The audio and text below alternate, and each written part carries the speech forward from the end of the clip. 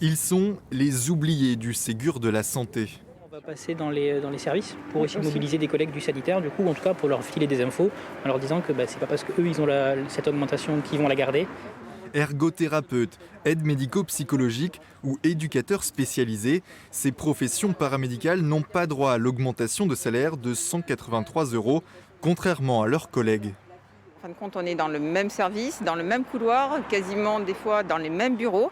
Et parce qu'on fait partie d'une telle ou telle unité, par des lignes budgétaires qu'on n'arrive pas trop à comprendre, on ne perçoit pas en tout cas la même rémunération. Parce qu'on est tous fonctionnaires, on a tous signé pour être dans la fonction publique et on se retrouve avec 180 € de moins à la fin du mois par rapport à nos collègues.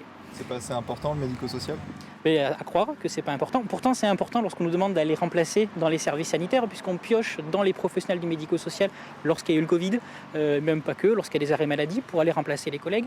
Au-delà de l'augmentation salariale, le plan Ségur est censé répondre à une autre demande, la reconnaissance de l'investissement des équipes dans un contexte sanitaire pesant.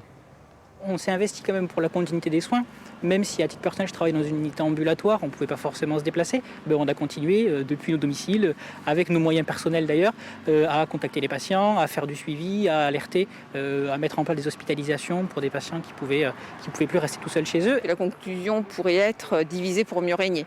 Vraiment, c'est une reconnaissance à deux vitesses et c'est incompréhensible. Pourtant, le gouvernement communique sur une revalorisation de tous les personnels hospitaliers. En guise de réponse, les oubliés du plan Ségur s'engagent dans un bras de fer avec des grèves et des manifestations.